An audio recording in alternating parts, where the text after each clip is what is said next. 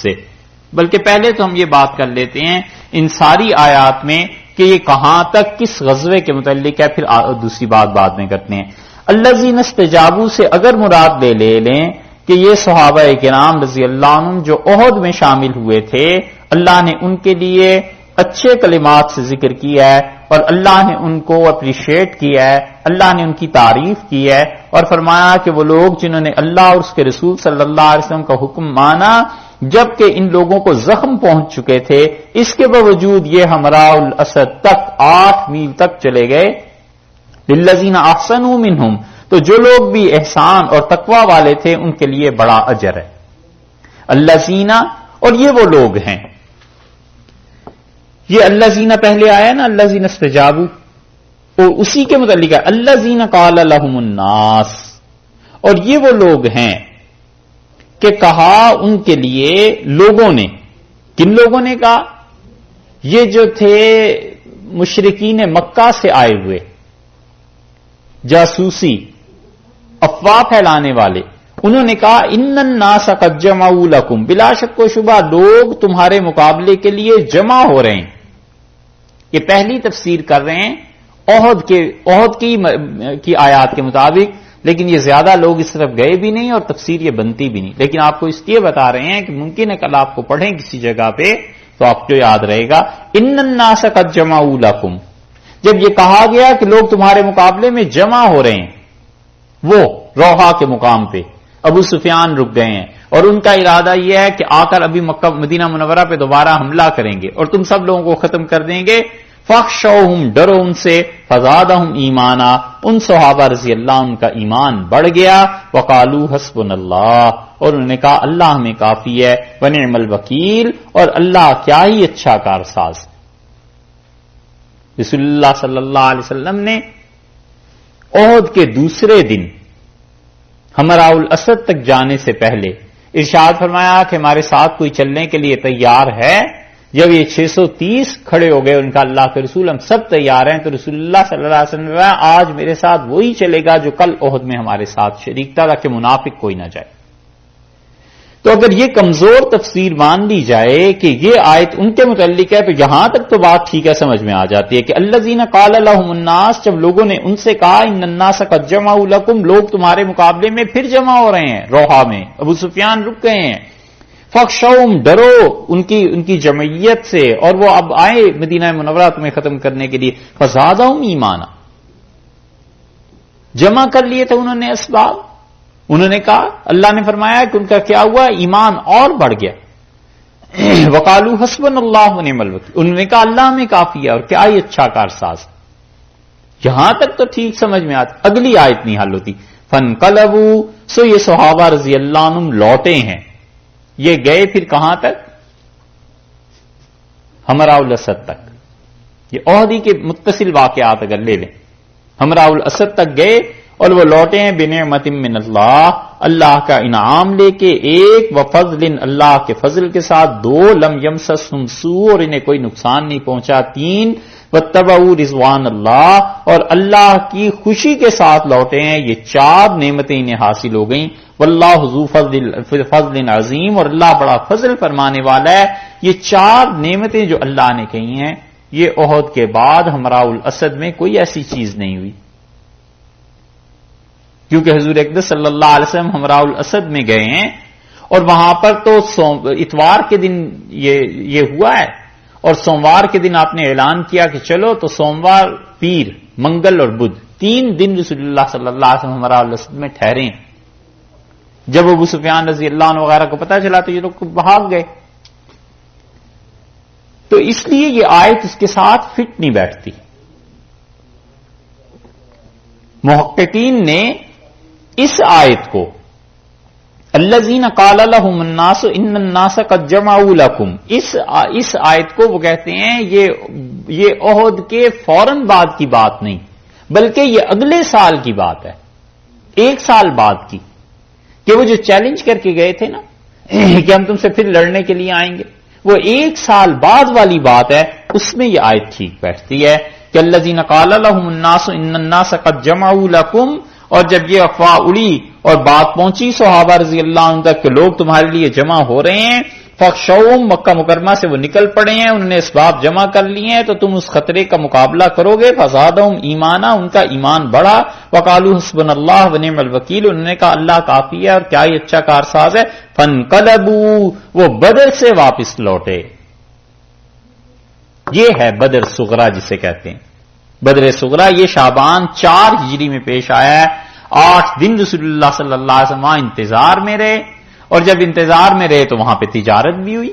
وہاں ایک مارکیٹ تھی، مسلمان کچھ چیزیں لے گئے تھے، انہوں نے بیچی ہیں، کچھ چیزیں خریدی ہیں، اس سے انہیں نفع بھی ہو گیا. اور ابو سفیان رضی اللہ عنہ نکلے ہیں مکہ سے لے کے ان کافروں کو، اور مر الزہران ایک جگہ ہے وہاں تک، وہاں کے قریب قریب آئے اور پھر واپس چلے گئے. اس صورت میں یہ آیت ٹھیک ہے کہ فانقلبوا بنعمت من اللہ، یہ اللہ کی نعمت لے کر واپس ہوئے. وفضل، اور اللہ کا فضل، پیسہ کمایا. لم یمسسہم سوء، اور وہ ابو سفیان رضی اللہ عنہ کا لشکر واپس گیا تو انہیں کوئی نقصان بھی نہیں پہنچا. واتبعوا رضوان اللہ، اور اللہ کی خوشی کے ساتھ یہ لوٹے. یہ ہے وہ چیز. اب سمجھ میں آئی کہ اس آیت کو اختلاف اس پہ ہے کہ احد ہی کے واقعات میں مانا جائے یا یہ مانا جائے کہ احد کے واقعات تو 172 نمبر تک بیان ہو گئے آیت میں، اور 173 یہ 173 نمبر جو آیت ہے یہ کس کے متعلق ہے؟ تو محققین کہتے ہیں کہ اگلے سال جو چیلنج پورا کرنے کے لیے گئے تھے اس کے متعلق. ٹھیک ہے جی. اب پھر دیکھیے اسے، الذین استجابوا للہ. اب ہم تفسیر اس طرح کریں گے جیسے یہ محققین کی مسلک بیان کیا ہے. وہ لوگ جنہوں نے قبول کیا، الذین استجابوا للہ، جن لوگوں نے حکم مانا اللہ کا، للہ اللہ کا، والرسول اور رسول صلی اللہ علیہ وسلم کا. یہاں پر سوچنے کی بات یہ ہے کہ حکم کیا دیا تھا، کیا مانا انہوں نے اور کیا دیا تھا حکم رسول اللہ صلی اللہ علیہ وسلم نے؟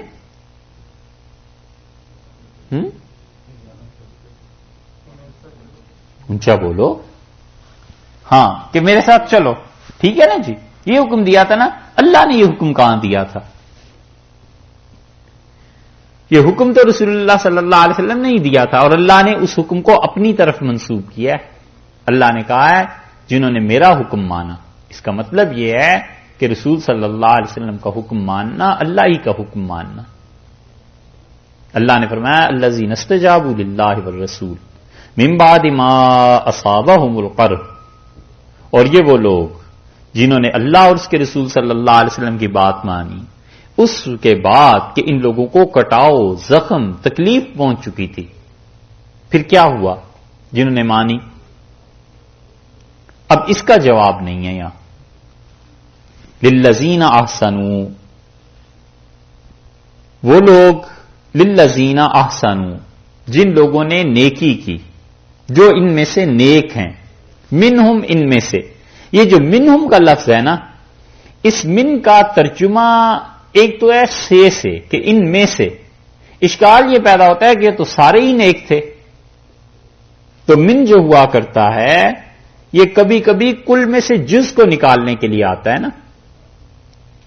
کل میں سے جز کو ہی نکالنا ہے نا. سے کا مطلب یہی ہے کہ کھانے میں سے لے لیا، تو کھانا کل تھا، اس میں سے کوئی چیز لے لی، اس کا جز لے لیا.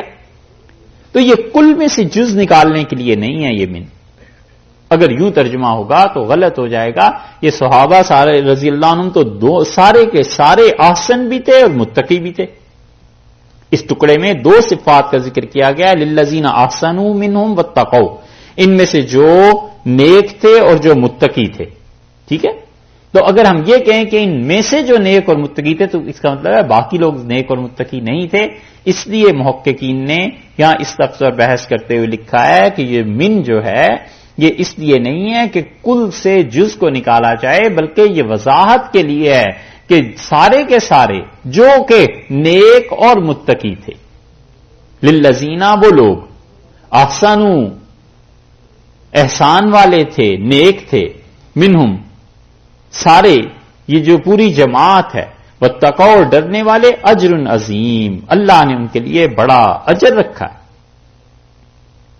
الذین، وہ لوگ.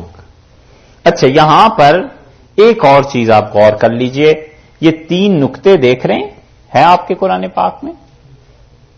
یہ کہاں کہاں ہے؟ للذین احسنوا اس سے پہلے ہیں اور ہیں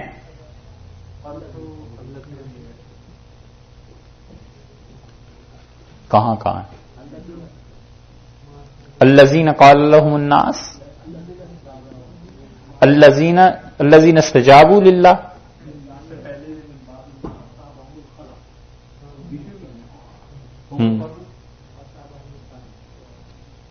دو جگہ ہونے چاہیے نا. ایک تو لفظ قرح جو ہے اس کے اوپر لگے ہوئے ہیں، للذین احسنوا سے پہلے ایک مقام ہو گیا، دوسرا مقام کون سا ہوا؟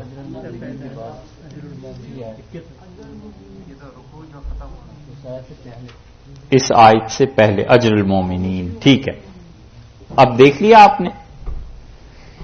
ایک تو اجر المومنین جہاں پہ رکوع پورا ہوا وہاں پر ہیں، ٹھیک ہے جی، اور ایک قرح کے لفظ پہ ہیں.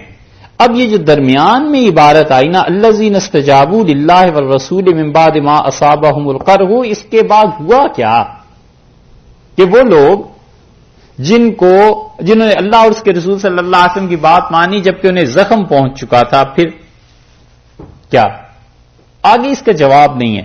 اس لیے محققین کہتے ہیں کہ یا تو اسے پیچھے سے پوری بات پڑھو، یوں کہو کہ یستبشرون بنعمت من اللہ وفضل وان اللہ لا یضیع اجر المؤمنین، اور اللہ ایمان والوں کا اجر ضائع نہیں کرتا. کون ایمان والے؟ الذین استجابوا للہ والرسول، جنہوں نے اللہ اور اس کے رسول صلی اللہ علیہ وسلم کی بات کو مانا. اس صورت میں ما اصابہم القرح یہاں پر رک جاؤ آ کے، بس سمجھے؟ ایک صورت. دوسری صورت یہ ہے کہ وہ کہتے ہیں وَأَنَّ اللَّهَ لَا يُضِيعُ أَجْرَ الْمُؤْمِنِينَ، اور اللہ ضائع نہیں کرتا اجر ایمان والوں کا. بس یہاں پہ رک گئے.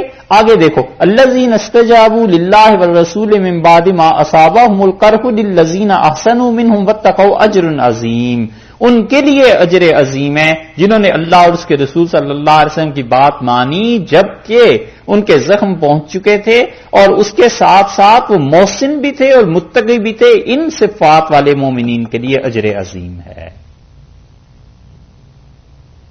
سمجھ میں آئی؟ ہیں نمبر بھی بولوں؟ اچھا صاحب، نمبر بھی انگلش میں بولوں ہے. ٹھیک ہے، سمجھ آئیے. پھر ہم کہتے ہیں یہ الذین استجابوا للہ والرسول کا جو فکرہ ہے نا، یہ کہیں نہیں، مطلب اس کے بعد پتہ نہیں چلتا کہ کیا ہے. جنہوں نے اللہ اور رسول صلی اللہ علیہ وسلم کی بات مان لی، پھر کیا ہوا بھئی؟ آگے کچھ ان کے لیے اجر ہے، جنت ہے، کیا چیز ہے؟ اس لیے محققین کہتے ہیں یا تو اسے پیچھے جوڑ لیجئے اور اوپر سے پڑھنا شروع کیجئے 171 کی آیت سے کہ یستبشرون بنعمت من اللہ وفضل، وہ شہید، وہ خوش اوقات والے اللہ کی نعمت اور اللہ کے فضل کی اور ان چیزوں کے متعلق بتاتے ہیں کہ اللہ تعالیٰ نے انہیں سب کچھ دیا ہے. آگے وَأَنَّ اللَّهَ لَا يُضِيعُ أَجْرَ الْمُؤْمِنِينَ الَّذِينَ اسْتَجَابُوا لِلَّهِ وَالرَّسُولِ، اور اللہ ضائع نہیں کرتا مومنوں کا اجر. کون مومن؟ الذین استجابوا للہ والرسول، جنہوں نے بات مانی اللہ کی اور اس کے رسول صلی اللہ علیہ وسلم کی. سمجھ آئے؟ اور دوسری صورت یہیں سے شروع کر لیتے ہیں الذین استجابوا للہ والرسول من بعد ما اصابہم القرح للذین احسنوا منہم واتقوا اجر عظیم، کہ یہ جو تھے جنہوں نے اللہ اور اس کے رسول صلی اللہ علیہ وسلم کی بات مانی ایک، اور دوسرے ان میں احسان تھا دو، تیسرے ان میں تقویٰ تھا، ان سب چیزوں کی وجہ سے اجر عظیم، ہم انہیں بہت بڑا اجر دیں گے. اب کلیئر ہو گیا؟ ٹھیک ہے، یہ بہت بڑا علم ہے. پوری کتابیں اس موضوع پر لکھی گئی ہیں کہ قرآن کی کس آیت میں کہاں پہ وقف ہے، کہاں پہ رکنا ہے. اور بعض مقامات ایسے ہیں کہ اگر وقف نہ کرے آدمی تو کفر کا خدشہ ہوتا ہے کہ کفر ہو جائے گا. یہاں پہ بڑی کتابیں لوگوں نے لکھی ہیں، وہ کہتے ہیں کہ یہ ایک فن ہے پورا کہ کہاں پر وقف کرنا ہے، کس چیز کو کس سے ملانا ہے. یہ ایسے ہی ہے جیسے کوئی وقف کر دے قل ہو اللہ، اب چپ ہو گیا. اسے پورا پڑھو، کہو کہ یہ کہ اللہ کیا، آگے خبر ہونی چاہیے نا اس کی، عہد ایک ہے. اب وہ قل ہو اللہ پڑھ کے چپ ہے، اور پیچھے کھڑے ہیں کہ اب صبح ہوگی فجر تو پھر یہ عہد کا لفظ پورا کریں گے. ہاں یہ بعض لوگوں کو عام زبان میں بھی ہوتی. وہ میں کہہ رہا تھا کہ بس اب چپ ہیں آگے. میں کہتا ہوں اب اس کے جواب تم فجر میں دو گے کہ کہہ رہا تھا کہ وہ 5 منٹ بس چپ ہیں, دوسرا سوچ میں پڑا ہوا ہے نا, خیال میں گیا پورا کرو جملہ آپ کیا کہہ رہے تھے. اسی طرح کلام میں وقف کرنا کہ کہاں بات پوری ہوتی ہے اور کہاں سے نئی بات شروع ہوتی ہے, یہ ایک پورا علم ہے وقف کا, اور پرانے حضرات نے اس پہ کتابیں پوری لکھی ہیں. اس لیے ہم کئی جگہ پہ بتاتے ہیں کہ یہاں پر یہ فکرہ کس کے ساتھ مرتبط ہوتا ہے, کس کے ساتھ جڑتا ہے. للذین احسنوا منہم, اچھا من کی تو بحث ہو گئی تھی. الذین قال لهم الناس, اوپر آیا الذین استجابوا, ٹھیک ہے, وہ صحابہ کرام رضی اللہ عنہم جنہوں نے اللہ اور اس کے رسول علیہ الصلوۃ والسلام کی بات مانی.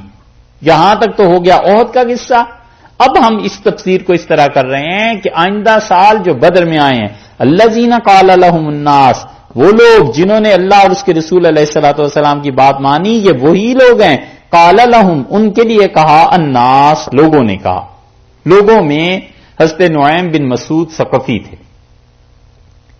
ابو سفیان نے یہ کہہ دیا کہ جب تم جاؤ مسلمانوں میں تو انہیں بتا دینا. حضرت نعیم بن مسعود ثقفی رضی اللہ عنہ, ان کا نام بعض لوگوں نے ایسے ہی لکھ دیا کیونکہ ان مفسرین کو خبر نہیں ہوئی کہ یہ آدمی بعد میں مسلمان بھی ہو گئے تھے. بعض نے ان کے متعلق جملے بھی ایسے کسے ہیں, نہیں رکھنا چاہیے تھا کیونکہ یہ صحابی تھے. انہوں نے جو کچھ عہد میں کیا ہے یہی کچھ خندق میں بھی کیا ہے. عہد میں انہوں نے یہ کیا کہ ابو سفیان نے کہا جب جاؤ گے مدینہ منورہ تو ان کو ذرا ڈرانا اور انہیں کہنا سب جمع ہو گئے ہیں تو ڈر جائیں گے. اور خندق میں جب یہ آئے ہیں تو انہوں نے آ کے تھے مشرکین کے ساتھ, لیکن ایک دن رات کو یہ خندق قبول کر کے آئے اور کہا اللہ کے رسول اسلام قبول کرنا چاہتا ہوں, پہلے وہ کر لوں یا اگر آپ کہیں تو اب میرے اختیار میں یہ بھی ہے کہ اہل مکہ آپس میں لڑ پڑیں اور بھاگ جائیں آپ کے مقابلے سے. تو رسول اللہ صلی اللہ علیہ وسلم نے فرمایا تم اپنے اسلام کو پوشیدہ رکھنا اور جا کر ان میں پہلے تفرقہ ڈالو, پہلے ان میں پھوٹ ڈال دو تاکہ وہ لڑیں آپس میں اور ہماری جان اس مصیبت سے چھٹ جائے. نعیم بن مسعود رضی اللہ عنہ گئے اور سب کافر انہیں جانتے تھے کہ کتنے بڑے سردار ہیں. انہوں نے لوگوں سے کہا کہ ابو سفیان کدھر تمہیں لے آیا ہے, مروا دے گا, اتنی سردی پڑ رہی ہے, خندق کے آگے, واپس چلو گھروں کو. اور ابو سفیان رضی اللہ عنہ سے جا کے کہا کہ کس قوم کی قیادت تم کر رہے ہو, انہوں نے لڑنا تھوڑا ہی ہے, سردی سے مر رہے ہیں, لڑنے کے قابل نہیں ہیں, آگے خندق ہے. نتیجہ یہ نکلا کہ وہ آپس میں لڑائی ہو گئی اور سارے اٹھ کے مکہ مکرمہ چلے گئے. ان نعیم ابن مسعود رضی اللہ عنہ کو رسول اللہ صلی اللہ علیہ وسلم نے اس کے لیے بھیجا تھا. تو یہ نعیم بن مسعود ثقفی ہیں. اللہ نے فرمایا الذین قال لهم الناس, اور وہ لوگ جنہوں نے اللہ اور رسول صلی اللہ علیہ وسلم کی بات مانی تھی. جب ان کے لیے کہا لوگوں نے, نعیم بن مسعود ثقفی رضی اللہ عنہ وغیرہ اس طرح کے لوگ, ان الناس, بلا شک و شبہ لوگ. اب یہ دوسرا الناس جو ہے نا یہ کون مراد ہیں؟ کفار مکہ, بالکل ٹھیک, یہ قریش مراد ہیں, قریش مکہ. یہ اب کیا کر رہے ہیں, یہ دیکھو ان الناس قد جمعوا لکم, یہ انہوں نے جمع کیا ہے اسباب اور سامان سارا تمہارے مقابلہ کرنے کو. فخشوہم, سو تم ان سے خطرے میں ہو, ڈرو, ٹکر لگے گی. اب اللہ نے فرمایا فزادہم ایمانا, سو کیا ہوا, ان کا ایمان بڑھ گیا. یہ زیادہ ہم میں فا جو آیا ہے نا, اس فا کا تعلق آپ جوڑ لیجئے اوپر جو آیا ہے کہ قالا, الذین قالا لہم الناس, وہ لوگ صحابہ رضی اللہ عنہ جن سے لوگوں نے کہا کہ لوگ جمع ہو رہے ہیں. فزادہم ایمانا, سو ان لوگوں کا جن سے کہا گیا تھا ایمان بڑھ گیا. وہی گروہ جن سے کہا گیا تھا فزادہم ایمانا, ان کا ایمان اور مضبوط ہوا, ان کا ایمان اور بڑھا. وقالوا حسبنا اللہ, انہوں نے کہا اللہ ہمیں کافی ہے, کیا بس ہے اللہ ہم کو, ونعم الوکیل, اور کیا ہی اچھا کارساز ہے اللہ, کیا ہی اچھا کارساز ہے. یہ ابو سفیان رضی اللہ عنہ نے کہلوایا جاسوسی کے ذریعے تاکہ مسلمان ڈریں، اور وہ آ رہے تھے اگلے سال، اور یہ پیش آیا ہے بدر دوسرا شعبان 4 ہجری کا یہ واقعہ ہے۔ اس کی طرف یہاں پر ارشاد فرمایا گیا ہے حسبنا اللہ ونعم الوکیل، کیا یہ اچھا کارساز ہے اللہ اور ہمیں اللہ کافی ہے۔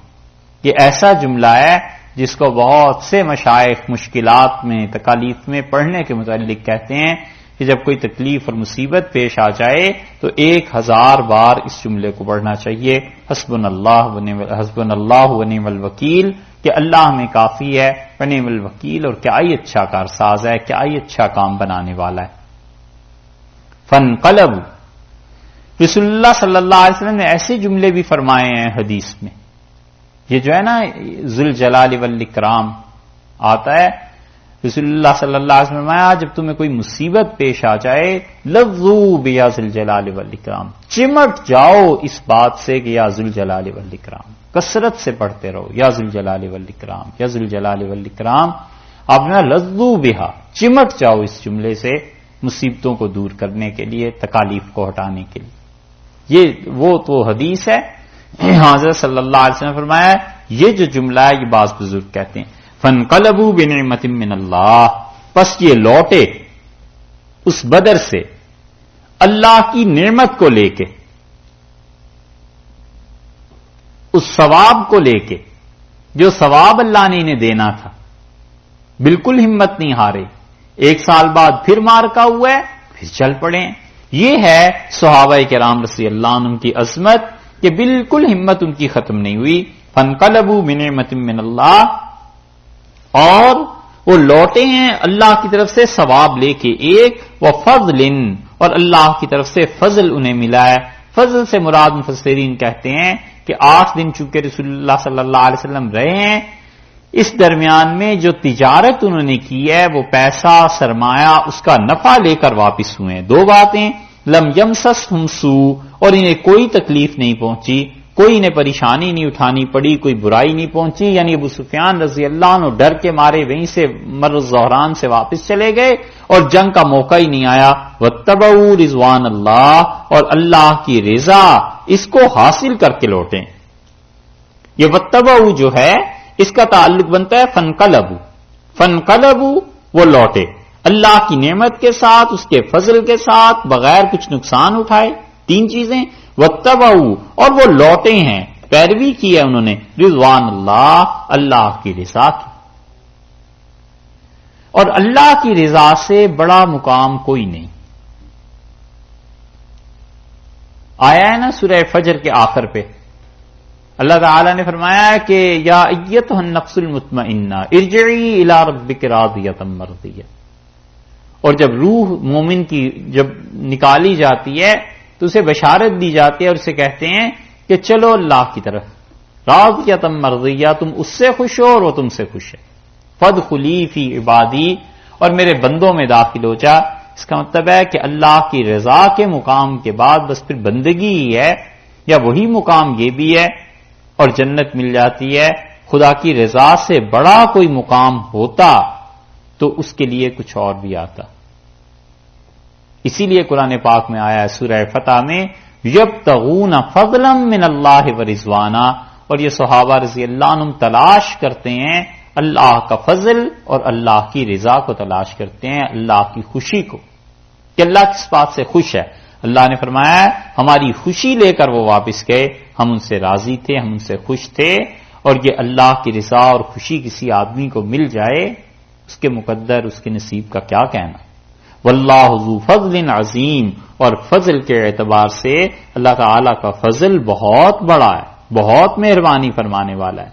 انما، اور یہ جو کچھ تھا، ذالکم، یہ جو کچھ تمہارے ساتھ ہوا ہے، الشیطان، یہ شیطان تھا۔ یہ جو لوگ تمہارے پاس آئے ہیں، افواہ پھیلائی جنہوں نے کہ مکہ والے تمہیں روند کے رکھ دیں گے، یہ شیطان تھا، یخوفو، وہ ڈراتا ہے، اولیاءہ، اپنے دوستوں سے۔ وہ ڈراتا ہے کون؟ شیطان ڈراتا ہے تمہیں اپنے دوستوں سے، جو افواہیں پھیلا رہے تھے کہ تم مسلمان کمزور ہو اور کافر تمہیں پیس کے رکھ دیں گے اور یہ چیزیں ہو جائیں گی. یہ شیطان تھے، انسانی شکل میں شیاطین آئے ہوئے تھے، اور یہ لوگ ایسے ہیں. فلا تخافوہم، سو ہرگز ان سے نہ ڈرنا، وخافونی، اور مجھ سے ڈرو، ان کنتم مومنین، اگر تم ایمان والے ہو تو مجھ سے ڈرنا چاہیے. ایمان والے ہو تو میری طاقت، میری قوت پر نظر رہنی چاہیے کہ میں ان کے مقابلے میں تمہارے ساتھ ہوں اور کافی ہوں. اور جو شخص ایسی خبریں پھیلاتے ہیں، جو لوگ بھی، یہ سب شیطان ہیں. ولا یحزنک، اور آپ کو اس رنج میں نہ ڈالیں، الذین، وہ لوگ، یسارعون، جو جلدی کرتے ہیں، فی الکفر، کفر میں. یہ آیت نازل ہوئی ہے ان منافقین کے بارے میں جو رسول اللہ صلی اللہ علیہ وسلم کے بعد مدینہ منورہ میں رہ گئے تھے، اور وہ لوگ یہ سمجھتے تھے کہ ہم نے بہت کارنامہ کیا ہے، اگر وہاں چلے جاتے مسلمانوں کے ساتھ تو ہم تو وہاں شہید ہو جاتے. تو رسول اللہ صلی اللہ علیہ وسلم کو کس چیز کا خطرہ تھا، کس چیز کا خوف تھا؟ اس آیت کو ذرا آپ دیکھیے، اس کا ترجمہ پھر آپ سے عرض کرتے ہیں. اللہ نے فرمایا کہ ولا يحزنك الذين يسارعون في الكفر، اور آپ کو رنج میں نہ ڈالیں وہ لوگ جو کفر میں جلدی کر رہے ہیں. انہم لن یضروا اللہ شیئا، وہ ہرگز اللہ کو کوئی نقصان نہ پہنچا سکیں گے. یرید اللہ، اللہ یہ چاہتا ہے، اللہ ہرگز نہ ہو، یجعل لہم، ان کے واسطے رکھے، حظًا کوئی حصہ، فی الآخرہ، آخرت کی زندگی میں خدا ان کا کوئی حصہ رکھنا نہیں چاہتا. ولہم عذاب عظیم، ان کے لیے عذاب ہے بہت زیادہ. آیت کے ظاہر سے یہ لگتا ہے کہ رسول اللہ صلی اللہ علیہ وسلم کو اس بات سے رنج تھا کہ یہ کافر اتنی جلدی کیوں کر رہے ہیں کفر میں. وَلَا يَحْزُنْكَ الَّذِينَ يُسَارِعُونَ فِي الْكُفْرِ، اور وہ لوگ جو کفر کرتے ہیں آپ کو غم میں نہ ڈالیں.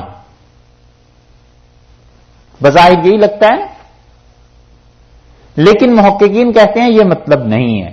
رسول اللہ صلی اللہ علیہ وسلم کو تو ویسے بھی دکھ تھا ہی، پریشانی تو تھی کہ لوگ کیوں آخر کفر کرتے ہیں. وہ کہتے ہیں اس کا یہ موقع نہیں، بلکہ رسول اللہ صلی اللہ علیہ وسلم کو فکر یہ تھی، اگر یہ مان لیا جائے کہ کفر کی فکر تھی کہ یہ لوگ کافر ہو گئے ہیں اور کیوں کفر کرتے ہیں، تو پھر آگے ہی جملے کا کیا بنے گا کہ انہم لن یضروا اللہ شیئا، اللہ کا یہ کوئی نقصان نہیں کر سکتے، اور اللہ چاہتا ہے آخرت میں ان کا کوئی حصہ نہ رہے. یہ آخرت کا حصہ نہ رہے، یہ کیا مطلب ہوا؟ اس لیے مفسرین کہتے ہیں اس کا مطلب یہ ہے کہ رسول اللہ صلی اللہ علیہ وسلم کو جو طبعی طور پہ خوف تھا کہ یہ منافق قریش مکہ سے مل کے کہیں کوئی اور سازش نہ کر رہے ہوں، کہ ایک طرف بظاہر وقتی طور پہ شکست ہو گئی مسلمانوں کو، منافق مدینہ منورہ میں خوش ہیں، یہودی ان کے ساتھ ہیں، دو گروہ وہاں ہیں، تیسرا گروہ یہ مشرکین مکہ کا ہے، یہ آپس میں مل کے کوئی ایسی سازش کر رہے ہوں جو کہ بعد میں واقعی انہوں نے کی. صلح حدیبیہ سے پہلے انہوں نے سازش کر لی تھی کہ مسلمانوں کو کیسے ختم کرنا ہے. یہودیوں نے کہا کہ ہم مدینہ منورہ کے اندر سے ماریں گے اس وقت جب تم مکہ سے آ کے ان پہ حملہ کرو گے. منافقین نے کہا ہم بھی تمہارے ساتھ ہیں. وہ تو رسول اللہ صلی اللہ علیہ وسلم جا کے مشرکین مکہ سے 10 برس کا معاہدہ کر لیا اور انہی کی شرائط پہ کر لیا، اور حتیٰ کہ آپ نے فرمایا آج کے دن جو اہل مکہ کہیں گے میں ہر بات ان کی ماننے کو تیار ہوں. آپ نے فرمایا میں ان کو کبھی نہ نہیں کروں گا. یہ اتنی بڑی چیز کسی کے علم میں تو کیا ہوتی، حضرت عمر رضی اللہ عنہ جیسے آدمی کے علم میں نہیں تھی، اس لیے وہ بولتے رہے کہ اللہ کے رسول یہ کس چیز پہ ہم آخر ان سے معاہدہ کر رہے ہیں. انہیں کئی مرتبہ عرض کیا کہ اللہ کے رسول آخر کس چیز پہ، ہم اتنے دب کے کیوں رہے ہیں، کیا ہمارا دین حق نہیں ہے، کیا یہ چیزیں نہیں ہیں.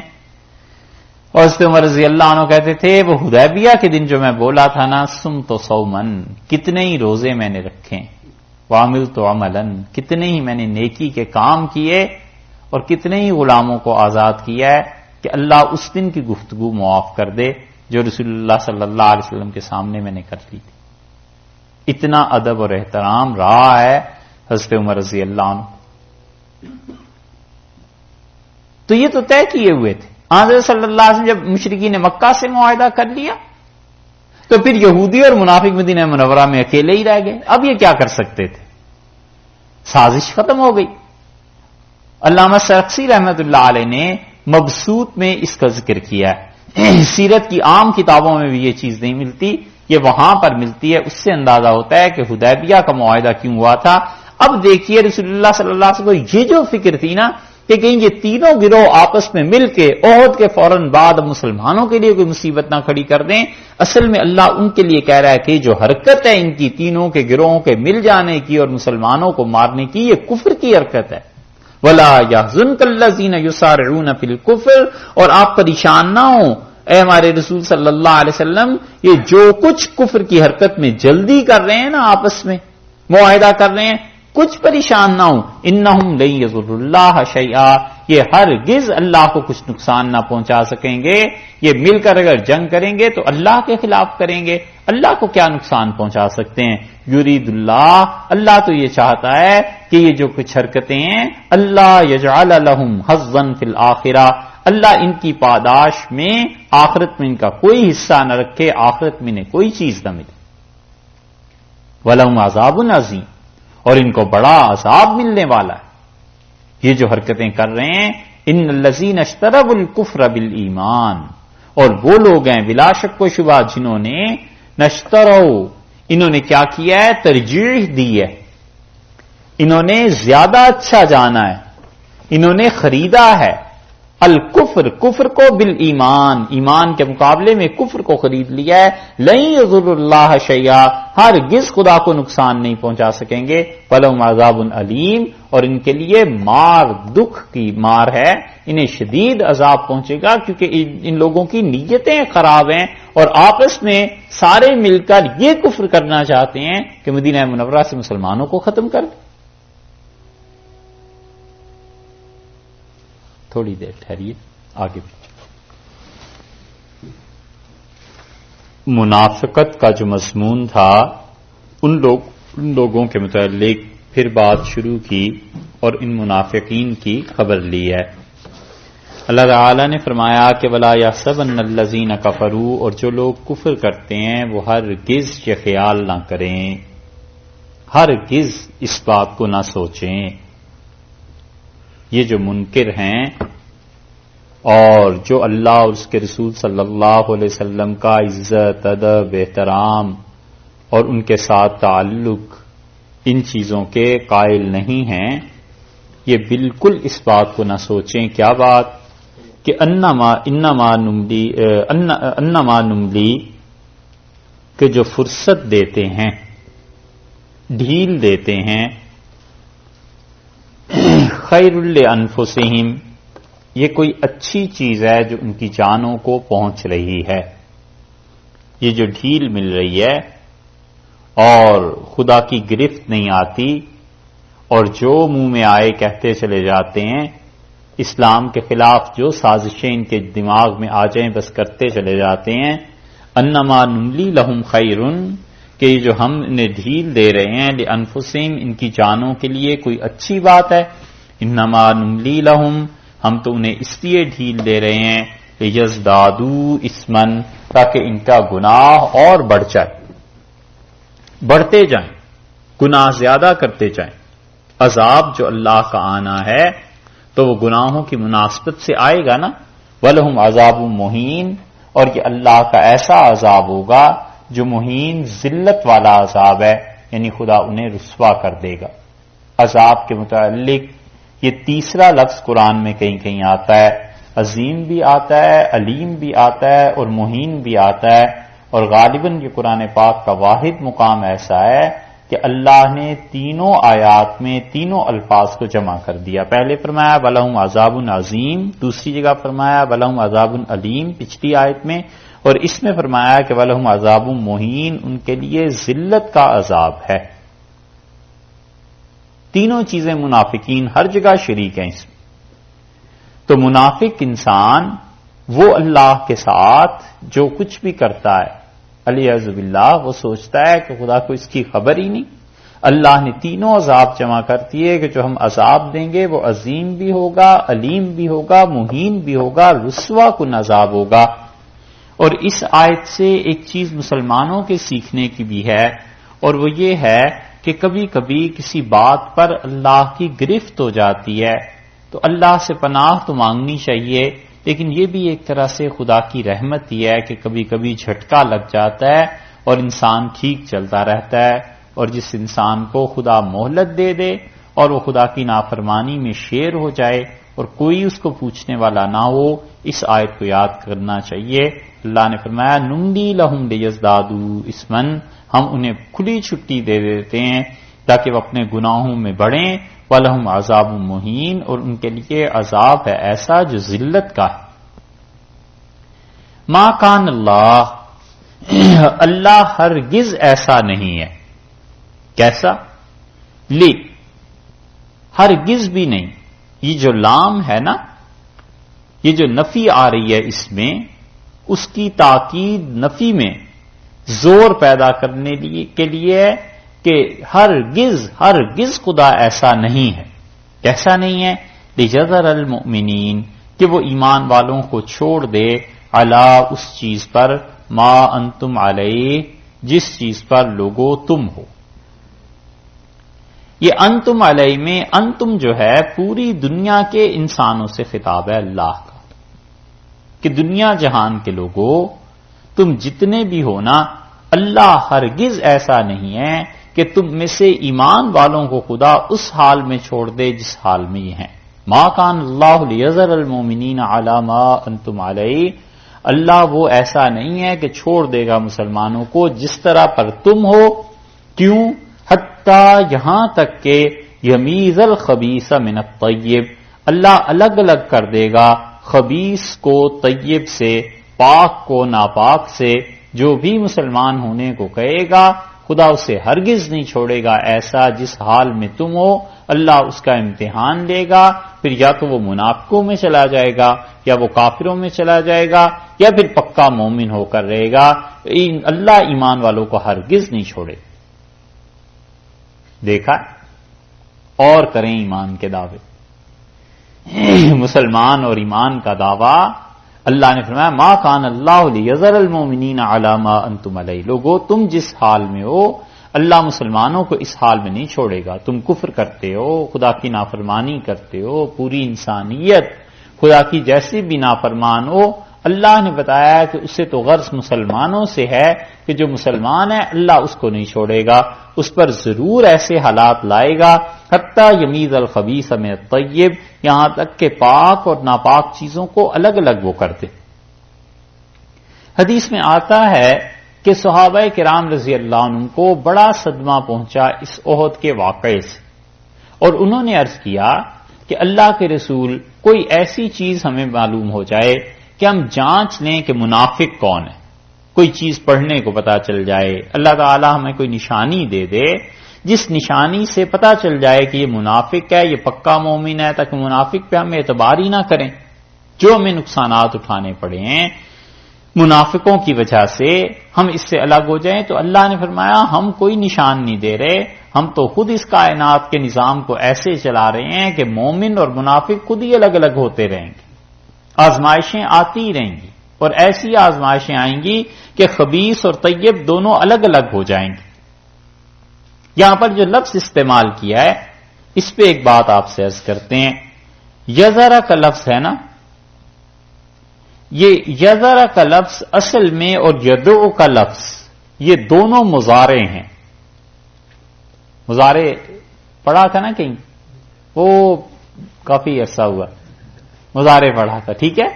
یہ دونوں مضارع ہیں، اور مضارع کا مطلب زمانہ حال اور زمانہ مستقبل، اور زر زال سے، اور اسی طرح دعا دونوں چھوڑنے کے معنی میں استعمال ہوتے ہیں۔ قرآن کو دیکھیے، اللہ تعالیٰ ایک ایک لفظ جو لاتا ہے کیسے چن کے لاتا ہے، اور دعا اور زر میں فرق ہے۔ فرمایا لیذر المومنین، اللہ ایسے نہیں ہے جو ایمان والوں کو چھوڑ دے، وہ آگے آیا نا کہ یدعو الیتیم، وہ یتیم کو دھکے دیتا ہے تو بھی اسے چھوڑ دیتا ہے نا، تو یدعو کا مطلب چھوڑ دینا، اور یذرا کا مطلب بھی ترک کر دینا۔ عرب فرق یہ کرتے ہیں کہ دعا جو اس کی ماضی ہے یدعو سے، دعا کا مطلب یہ ہے کہ کسی چیز کو اس کا علم حاصل ہونے سے پہلے چھوڑ دینا، اور ذر کا مطلب یہ ہے کہ کسی چیز کو اس کا علم حاصل ہونے کے بعد چھوڑ دینا۔ تو اللہ کو تو علم ہے ہی کہ یہ مسلمان ہے اور یہ کافر ہے، تو اللہ نے فرمایا ہے کہ جو کوئی بھی اسلام کا اظہار کرے گا، مومن ہونے کا دعویٰ کرے گا، اس کے بعد کہ وہ جانتا ہے اسلام کیا چیز ہے اور ایمان، اللہ اس کو نہیں چھوڑے گا۔ یدوں کا لفظ نہیں استعمال فرمایا۔ اس پہ ایک بات امام راضی رحمت اللہ نے لکھی ہے، ایک آیت ہے، اگر آپ اسے سمجھیں تو پھر آگے چلیں۔ سورہ صافات میں دیکھیے 22ویں پارے میں، اس آیت سے تو اتنا خاص تعلق تو اس کا ہے نہیں، لیکن آپ کو صرف یہ بتانا چاہتے ہیں کہ ایک ایک حرف سے قرآن پاک میں کیا فرق پڑتا ہے، اور یہ واقعی اللہ کی کتاب ہے، اور اللہ تعالیٰ نے ہی اسے رسول اللہ صلی اللہ علیہ وسلم پہ نازل کیا ہے۔ سورہ صافات ہے 23ویں پارے میں، اور 37 نمبر ہے سورہ کا۔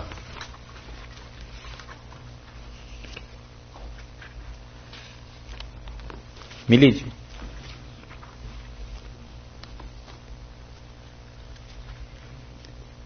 اور 125 نمبر ہے آیت کا،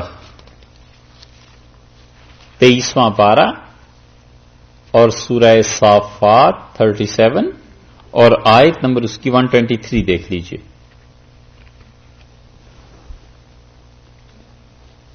وَإِنَّ إِلْيَاسَ لَمِنَ الْمُرْسَلِينَ، اور الیاس جو تھے علیہ الصلوۃ والسلام وہ بھی ہمارے رسولوں میں سے تھے علیہ السلام۔ اس قال لقومہ، جب انہوں نے اپنی قوم کو کہا، الا تتقون، تم ڈرتے نہیں ہو، اتدعون بالا، تم بال ایک بت ہے اس بت کی پرستش کرتے ہو، اسے پکارتے ہو، وتذرون، اور تم چھوڑتے ہو احسن الخالقین، اس اللہ کو جو سب سے اچھا پیدا کرنے والا بنانے والا ہے، اللہ ربکم ورب آبائکم الاولین، وہ اللہ جو تمہارا بھی پروردگار اور تم سے پہلے گزر چکے تمہارے باپ دادا ان کا بھی رب ہے، اس کو چھوڑتے۔ یہاں پر صرف ایک چیز کی طرف توجہ آپ کو بتانا ہے، اتدعون بالا، کیا تم بال کو پکارتے ہو؟ دعا، پکارنا، اور یہی ذرا سا شدت سے لفظ پڑھا جائے تشدید کے ساتھ تو دعا، کسی چیز کا چھوڑ دینا۔ تو امام راضی رحمت اللہ علیہ کسی نے کہا کہ اگر اس آیت میں اللہ یہ کہہ دیتے کہ اتدعون بالا، کیا تم بال کی پرستش کرتے ہو، اسے پکارتے ہو، وَدَّعُونَ احسن الخالقین، اور چھوڑتے ہو اس کو جو احسن الخالقین ہے، تو دونوں جگہ پر دعا جمع ہو جاتا ہے، ایک دعا پکارنے کے معنی میں اور ایک دعا چھوڑنے کے معنی میں، تو یہ آیت زیادہ اچھی ہو جاتی۔ سمجھ آئی؟ انہوں نے کہا لغت کے اعتبار سے یہ آیت زیادہ اچھی ہو جاتی۔ پھر اللہ نے یہ کیوں کیا ہے کہ پہلے کہا تدعون بالا وتذرون، کہ تم بال بت کو دعا پکارتے ہو اور چھوڑتے ہو؟ تو راضی رحمت اللہ علیہ نے کہا، اس کا جواب دیا، انہوں نے کہا اگر یہ بات ہوتی دعا تو پھر اس کا مفہوم یہ بنتا کیا تم پکارتے ہو بال بت کو اور چھوڑتے ہو دعون، تم چھوڑتے ہو اس ذات کو اللہ کی، تو مطلب یہ ہوتا کہ تمہیں بھی اللہ کا علم ہی نہیں ہے اور تم اسے چھوڑ رہے ہو۔ تو اس صورت میں وہ کافروں کو جب علم ہی نہیں تھا تو چھوڑ دیا، وہ تو معذور ہو گئے بیچارے، انہیں کیوں عذاب ہو؟ تو انہوں نے کہا زر عربی میں آتا ہے زال سے علم کے بعد کسی چیز کو چھوڑ دینا، تو انہوں نے کہا وَتَذَرُونَ أَحْسَنَ الْخَالِقِينَ، اور تم اللہ کو چھوڑتے ہو باوجود اس کے کہ تمہیں علم ہے اللہ کون ہے۔ تو اس لیے جب یہ بات ہے تو غرور سے چھوڑ رہے ہو نا، کبر کی وجہ سے، اس لیے تم پہ عذاب آنا چاہیے۔ سمجھے؟ ایک حرف کے فرق سے کتنی بڑی چیز انہوں نے بتائی ہے یہاں پہ۔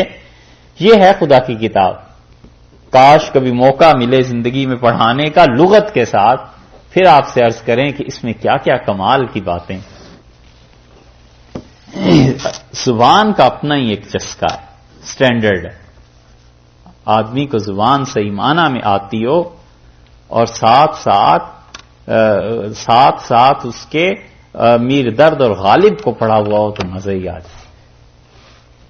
دیکھا اللہ نے فرمایا ما کان اللہ لیذر المومنین، اور اللہ ہرگز ایسے نہیں ہے کہ جو چھوڑ دے ایمان والوں کو جبکہ انہیں علم ہے علی ما انتم علیہ، جس چیز پر تم ہو مسلمانوں، حتی یمیز الخبیث من الطیب، یہاں تک کہ اللہ پاک کر دے گا ان کو جو خبیث ہیں طیب سے، طیب کو خبیث سے بالکل الگ الگ کر دے. تو اس کا مطلب یہ ہے کہ مسلمانوں پر آزمائشیں آتی ہی رہیں گی، ہر موقع پہ امتحان ہوتا ہی رہے گا، کبھی جان کا، کبھی مال کا، کبھی وقت کا، کبھی کسی چیز کا، ہر موقع پہ امتحان ہوتا رہے گا. اور یہ جو تمہارا سوال ہے کہ کوئی نشانی تمہیں مل جائے جس سے پتا چل جائے مومن اور منافق کا، یہ علم غیب وما کان اللہ، اور اللہ ہرگز ایسا نہیں ہے لیطلعکم کہ وہ اطلاع دے علی الغیب، غیب پر، ولکن اللہ، بلکہ اللہ یجتبی، وہ چن لیتا ہے، من رسلہ، اپنے رسولوں میں سے، من یشاء، جسے وہ چاہتا ہے. اس ٹکڑے کو سمجھیے، دو عقیدے کے بہت بڑے مسئلے ہیں جو قرآن کی اس اتنے سے ٹکڑے سے حل ہوتے ہیں. اللہ نے فرمایا وما کان اللہ، اور اللہ ایسا نہیں ہے. صحابہ رضی اللہ عنہ نے یہی سوال کیا نا کہ میں کوئی علم ہو جائے کہ منافق اور مومن کون کون ہے. اللہ نے فرمایا اللہ ہرگز ایسا نہیں ہے لیطلعکم علی الغیب، کہ غیب پر تمہیں اطلاع دے. تو یاد رکھو اطلاع اور علم میں فرق ہے، اطلاع اور علم میں فرق ہے. کسی کو خبر دینا ایک الگ چیز ہے، اور کسی کا خود سے کسی چیز کو حاصل کر لینا علم کو وہ ایک الگ چیز ہے. اگر اس فرق کو آپ پیش نظر رکھیں تو اس کائنات میں پھر جس چیز کا نام علم ہے وہ صرف اللہ ہی کے پاس ہے، اور تو کسی کے پاس ہے ہی نہیں، باقی تو سب خبریں ہی خبریں. اور جو انبیاء علیہ السلام کے پاس خبر ہے وہ مستند ہے، کیونکہ وحی کے ذریعے آئی نا. تو اللہ کے ہاں وہ چیز علم تھی، جب اللہ نے بھیج دی تو وہ پھر خبر ہو گئی، اور خبر غیب کی یہ انبیاء علیہ السلام کو ہوتی ہے، علم تو نہ ہوا. وما کان اللہ لیطلعکم علی الغیب، اور اللہ ایسا ہرگز نہیں ہے کہ غیب پر اطلاع کرے کسی کو. لیکن ولکن اللہ یجتبی من رسلہ من یشاء، اپنے رسولوں میں سے علیہ السلام جس کو چاہتا ہے چن لیتا ہے، تو پھر اسے کیا کرتا ہے؟ غیب کی اطلاع دے دیتا ہے، خبر دے دیتا ہے، علم نہیں، غیب کی خبر دے دیتا ہے.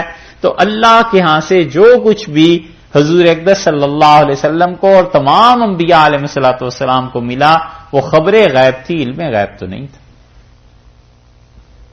بس جتنی جس کو مل گئی. انبیاء علیہ السلام سب سے اعلیٰ اور افضل ہوتے ہیں.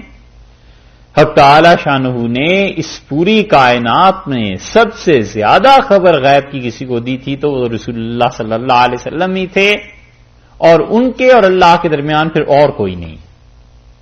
وہاں علم ہے، اور یہاں جتنا کچھ بتایا گیا وہ اطلاع ہے. اللہ نے جو چاہا بتا دیا، جو نہیں چاہا نہیں بتایا. ایک بات. اور دوسری بات یہ سمجھنی چاہیے کہ اس آیت کریمہ میں اللہ نے کہا ہے کہ وَلَٰكِنَّ اللَّهَ يَجْتَبِي مِن رُّسُلِهِ مَن يَشَاءُ، اللہ اپنے رسولوں میں سے جس کو چاہتا ہے چن لیتا ہے. کس مقصد کے لیے؟ خبر دینے کے لیے نا.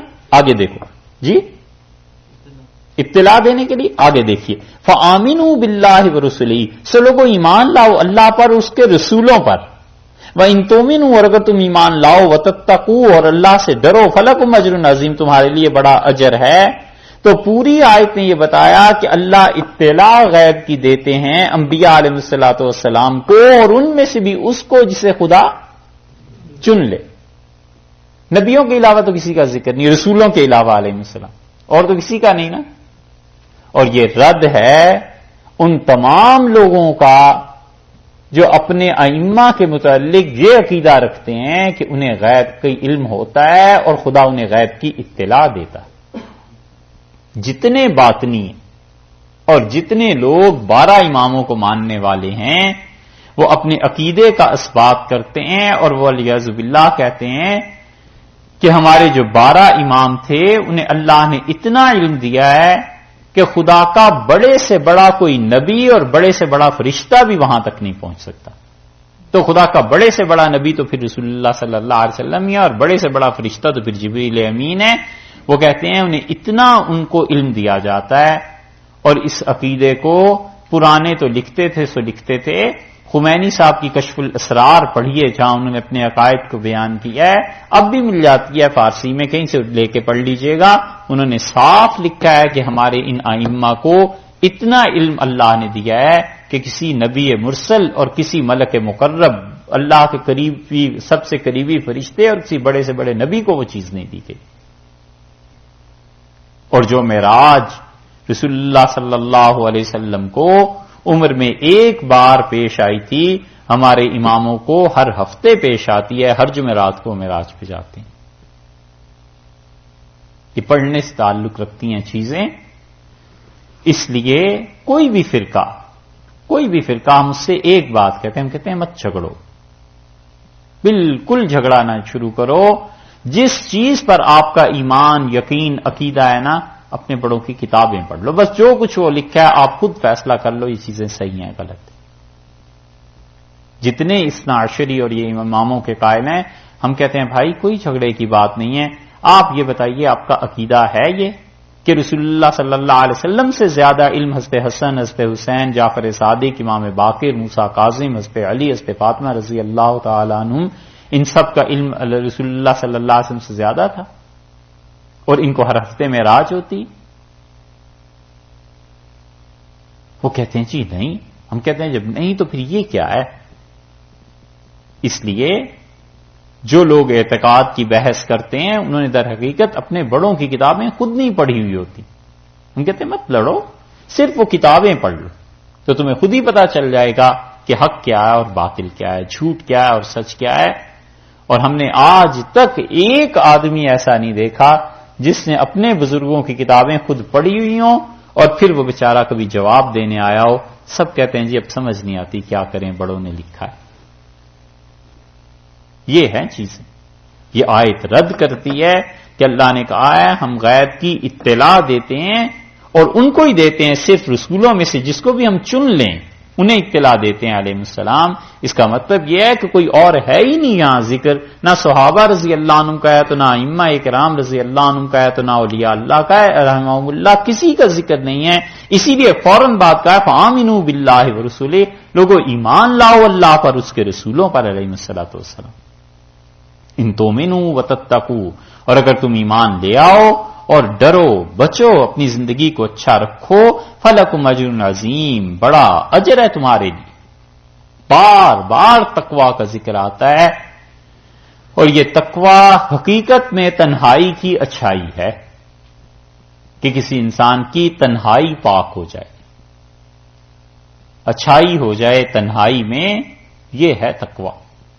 لوگوں کے سامنے تو آدمی مجبوراً بھی اچھا رہتا ہی ہے نا, لوگوں کے سامنے تو جبر سے بھی گناہ نہیں کر سکتا.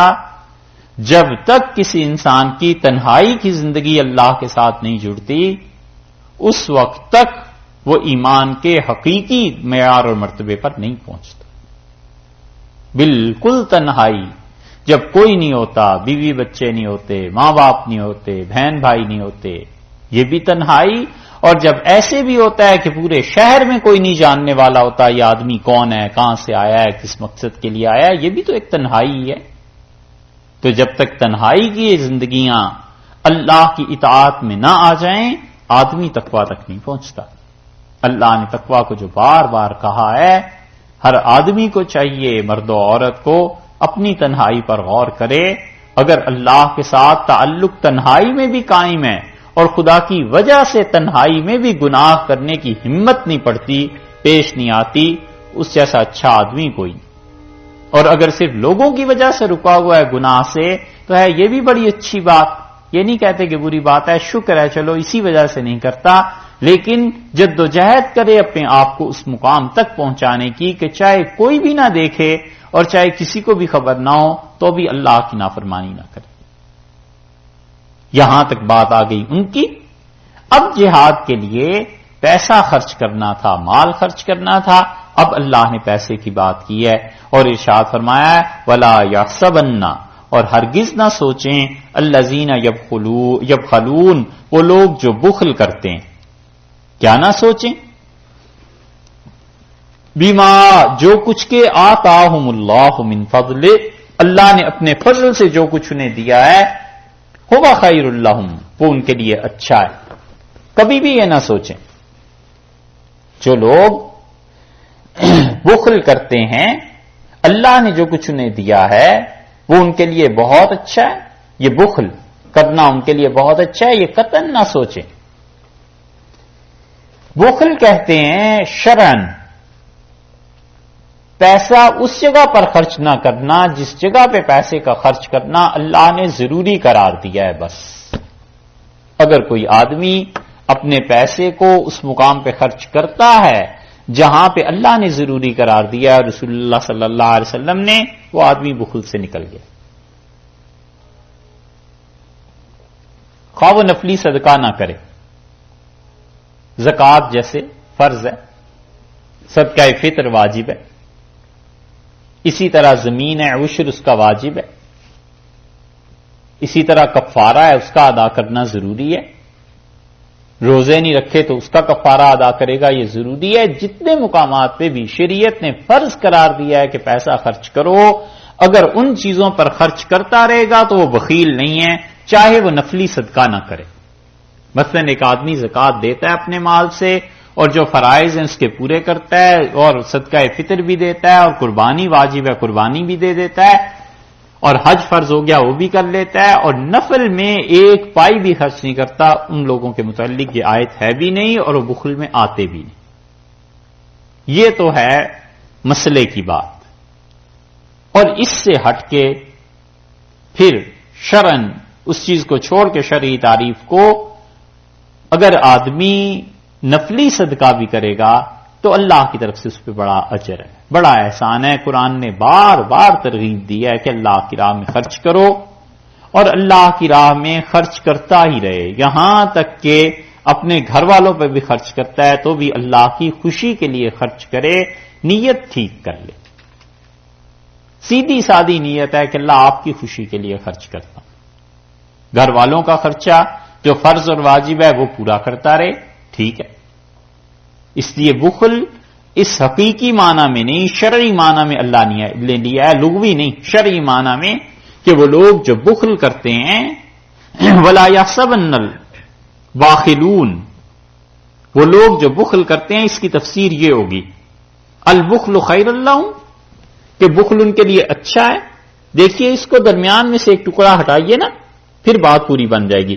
وَلَا يَحْسَبَنَّ، اور ہرگز گمان نہ کریں کون الباخلون، جو بخل کرتے ہیں، کہ البخل و بخل جو ہے یہ آگے خیر اللہم ان کے لیے اچھا ہے. یا سبنا کے بعد خیر اللہم کے درمیان آپ دیکھ لیں تو وہ پھر الفاظ اپنے پاس سے بڑھانے پڑتے ہیں کہ وہ لوگ جو گمان کرتے ہیں کہ بخل اچھی چیز ہے وہ گمان رکھتے ہیں، ہرگز گمان نہ کریں الذین یبخلون، وہ لوگ جو بخل کرتے ہیں. کیوں بخل کرتے ہیں؟ یہ پیسہ کوئی ان کا ہے؟ درمیان میں کہہ دیا ہے بما آتاہم اللہ من فضلہ، اللہ نے اپنے فضل سے جو کچھ انہیں دیا ہے نا یہ ان کا نہیں ہے، اللہ نے اپنا فضل فرمایا. کیوں بخل کرتے؟ کیوں اللہ کی راہ میں خرچ نہیں کرتے؟ تمہارا تو اپنا پیسہ ہے نہیں، دینے والا تو وہ ہے، اس نے دیا اور اس نے کہا ہے میری راہ میں خرچ کرو. تو جب حقیقت پہ نظر چلی جائے کہ جتنا پیسہ میرے پاس آتا ہے یہ میرا ہے ہی نہیں، یہ تو ہے ہی کسی اور کا، اور انہوں نے بتایا اس جگہ پہ خرچ کرنا ہے اور اس جگہ پہ نہیں کرنا، تو زندگی کی شام جب ہوگی حساب وہ پورا لے لیں گے کہ زندگی میں تمہیں 1 کروڑ روپیہ دے دیا تھا اور اتنا تو تم نے صحیح خرچ کر لیا 90 لاکھ اور 10 لاکھ باقی کا کیا ہوا؟ تو بس پھر پورا کرے 10 لاکھ جہاں سے بھی کرے.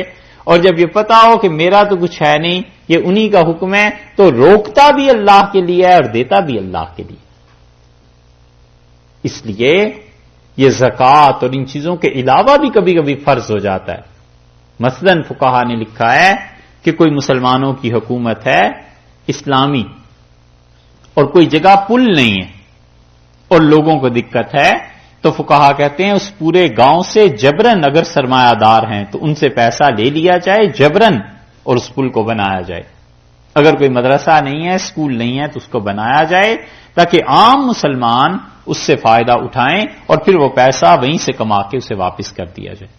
اور بعض حضرات کہتے ہیں کہ اسے زیادہ واپس کیا جائے، اپنی خوشی سے جتنا بھی حکومت دینا چاہے، کیونکہ مسلمانوں کی عام تکالیف جو ہیں ان کے لیے مال کو جبرن دینا اس وعدے پہ اور اس پابندی کے ساتھ کہ اسے لوٹا دیں گے اور اپنی خوشی سے حکومت اس میں کچھ اضافہ بھی کرنا چاہے تو یہ چیز جائز. اللہ نے فرمایا یہ ان کے لیے خیر کی چیز نہیں، بل هو شر لهم، بلکہ یہ ان کے لیے شر کی چیز ہے. جو پیسے جوڑ جوڑ کے رکھتے ہیں اور بخل کرتے ہیں ان کے لیے شر کی بات ہے. سیطوقون، اور گلے میں آگے توق پڑے گا، ما بخلوا بہی، جس چیز کے ساتھ انہوں نے بخل کیا تھا، بہی جس چیز کے ساتھ، اور وہ چیز کیا تھی؟ پیسہ. جس مال کے ساتھ انہوں نے بخل کیا تھا اس مال کو قیامت میں کیا کریں گے؟ سیطوقون، ہم اس کے گلے میں ڈال دیں گے.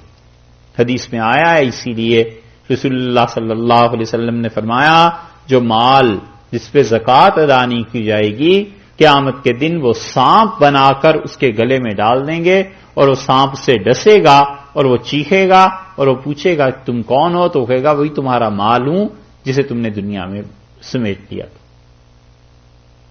سورہ توبہ میں ایک آیت آئی ہے ایسی، وہاں آپ دیکھ لیجئے اللہ تعالی نے وہاں کیا بات ارشاد فرمائی. 10ویں پارے میں سورہ توبہ میں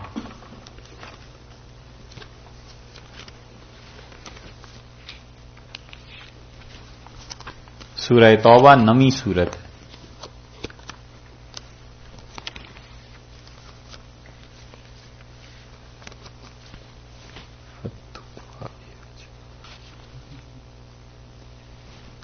دسواں پارہ اور نمی سورت یعنی سورہ توبہ اور آیت نمبر اس کی دیکھیے 32.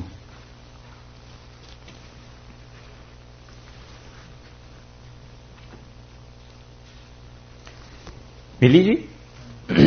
یا ایھا الذین آمنوا، اے ایمان والو، ان کثیرا من الاحبار، اور بہت سے عالم، 34 ہے، اچھا جی 34. یا ایھا الذین آمنوا، اے ایمان والو، ان کثیرا من الاحبار، بہت سے عالم، والرہبان، اور درویش راہب جو دنیا کو بالکل ترک کر چکے ہوتے ہیں، لیاکلون اموال الناس بالباطل، وہ لوگوں کا مال کھاتے ہیں، ہڑپ کرتے ہیں ناجائز طریقوں پہ، ناحق طریقوں. اس لیے اللہ کے دین کا جو کام ہے نا وہ جتنا بھی آدمی کرے مال کے معاملے میں بہت محتاط رہنا چاہیے کہ کہیں اس آیت کے انڈر نہ آ جائے. اللہ نے فرمایا بہت سے لوگ جو عالم ہیں اور بہت سے جو راہب ہیں، درویش ہیں، لوگوں کا مال ناحق ذریعے سے کھاتے ہیں، باطل طریقے پہ. وَيَصُدُّونَ عَن سَبِيلِ اللَّهِ، اور اللہ کی راہ سے روکتے ہیں بندوں کو. وَالَّذِينَ يَكْنِزُونَ الذَّهَبَ، اور وہ لوگ جو سونے کو سینت کے رکھتے ہیں، خزانہ بناتے ہیں، سونے کو گاڑ کے رکھتے ہیں، والفضہ، اور روپے کو، ولا ينفقونها فی سبیل اللہ، اور اللہ کی راہ میں اس سے خرچ نہیں کرتے.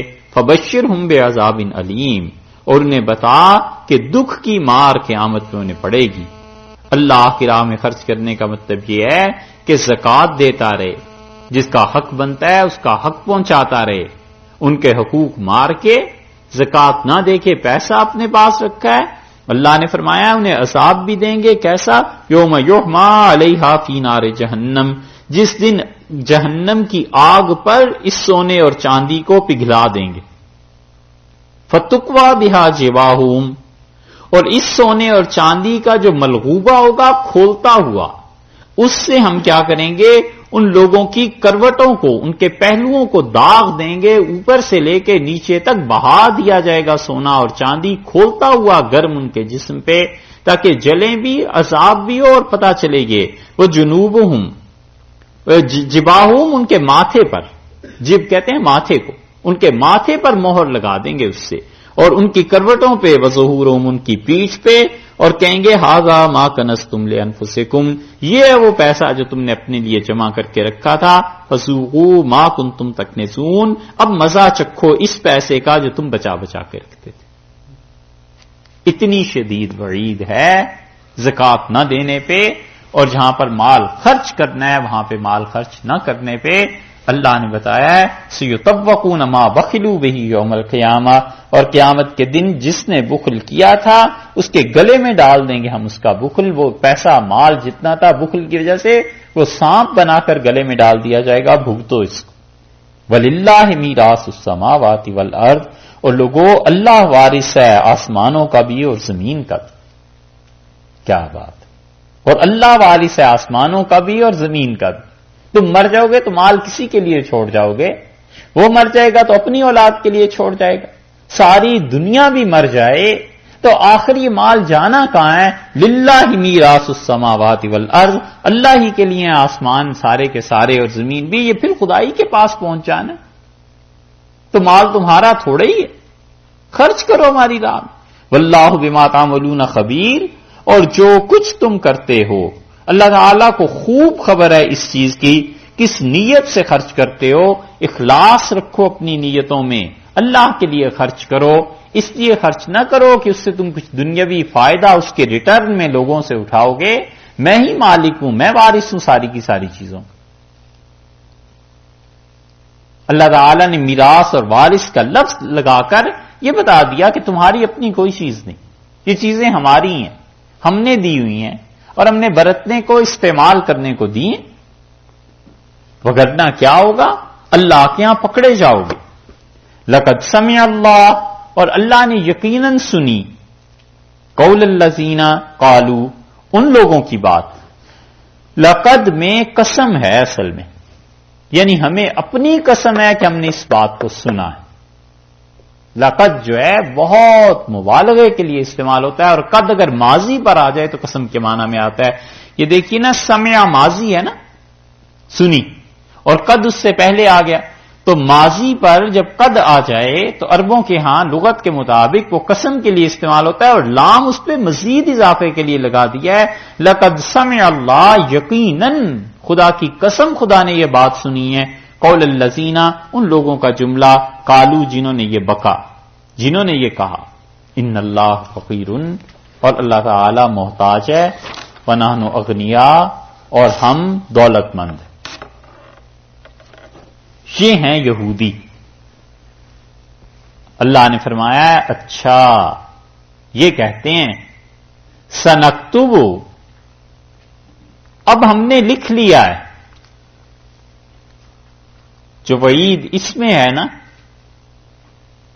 آدمی کو اگر عربی آتی ہو تو تصور نہیں کر سکتا کہ خدا نے ان تین لفظوں میں کیا کہا ہے، سنکتب ما قال، اب ہم نے لکھ لیا ہے جو تم کہہ رہے۔ بادشاہ کہہ دے کسی سے، اور تھانے دار کہہ دے کسی سے کہ جو تم حرکتیں کر رہے ہو نا، یہ سب رپورٹ درج ہو گئی ہے، تو ذرا دیکھو آدمی کا کیا حال ہوتا ہے۔ اللہ نے فرمایا سنکتب ما قالوا، اور ہم نے لکھ لیا ہے، ہم لکھ لیں گے۔ سین جو ہے نا، اس کا مطلب یہ ہے کہ سوفا، ان قریب، اب، یہ سارے ترجمے اس کے کیے گئے ہیں۔ نکتب، ہم نے لکھا ہے، ہم لکھتے ہیں، اب ہم لکھتے ہیں۔ اللہ تعالی نے یا تو حقیقت میں یہ بات کہی ہے کہ اتنا بےہودہ جملہ خدا نے خود لکھ لیا، یا یہ کہ اللہ تعالیٰ کی طرف نسبت ہے مجاز کے طور پہ، یعنی اللہ کے فرشتوں نے لکھ لیا۔ یہی چیز اللہ تعالیٰ کبھی کبھی ایمان والوں کے بارے میں بھی کہتے ہیں۔ 70ویں پارے میں دیکھیے ایک جگہ اللہ تعالیٰ نے کیا ارشاد فرمایا، 17واں پارہ جہاں سے شروع ہوتا ہے نا، وہاں دیکھیے،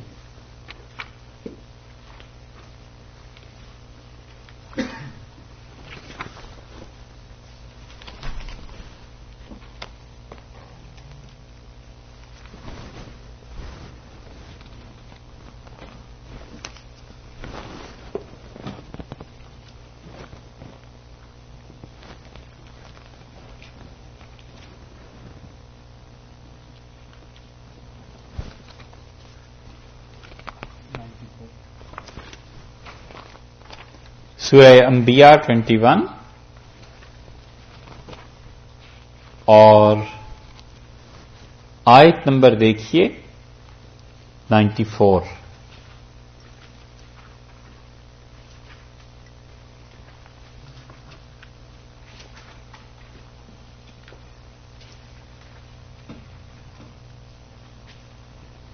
ملی؟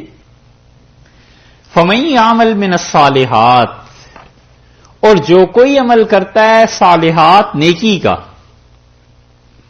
وَهُوَ مُؤْمِنٌ، اور وہ یقین رکھتا ہو اللہ پہ، ہو مومن اور نیکی کا کام کرے، فَلَا كُفْرَانَ لِسَعْيِهِ، سو ہم ہرگز اس کی اس محنت کو، اس جد و جہد کو کبھی بھی اکارت نہیں کریں گے. فلا کفران لسعیہ، اس کی سعی کو، دوڑ دھوپ جو کر رہا ہے اللہ کے لیے، ہم ہرگز اس نیکی کو ضائع نہیں کریں گے، اور ضائع کرنا تو درکنار، وَإِنَّا لَهُ كَاتِبُونَ، ہم خود اس کو لکھ لیتے ہیں. دیکھا دین کے لیے کام کرنا کتنی بڑی چیز ہے.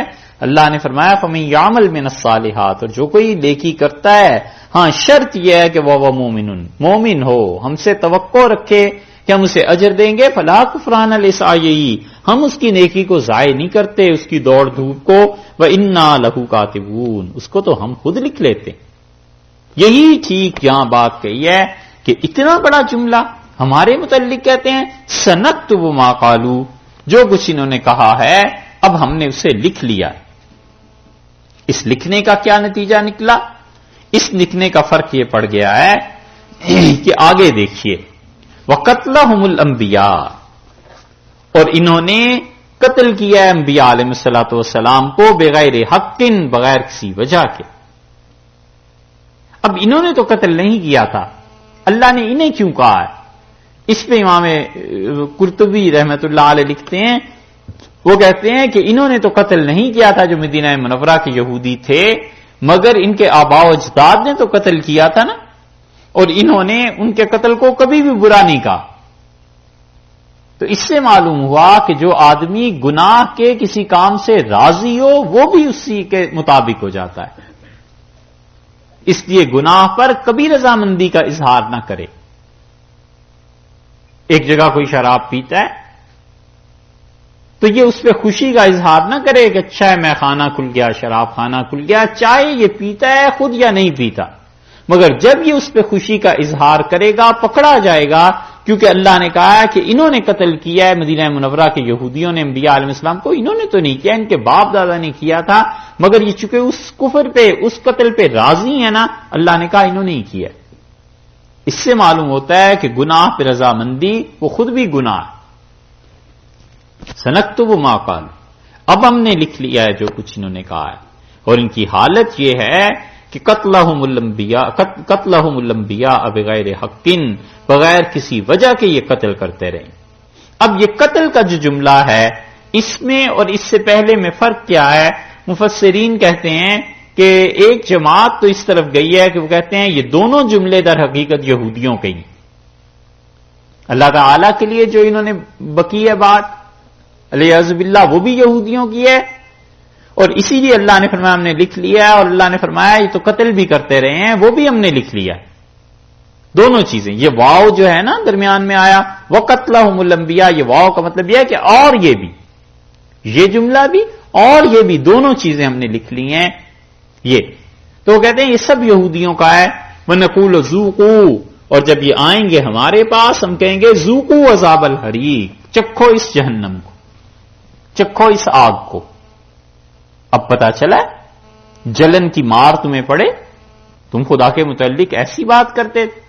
اور بعض حضرات کا خیال یہ ہے کہ یہ پہلا جملہ جو ہے نا اللہ تعالیٰ کے متعلق یہ منافقوں نے کہا ہے، اور اللہ نے فرمایا سنکتب ما قالوا، اب ہم نے لکھ لیا ہے جو کچھ یہ کہہ رہے ہیں، جو کچھ انہوں نے کہا ہے اس کو ہم نے لکھ لیا ہے ان کی بات کو.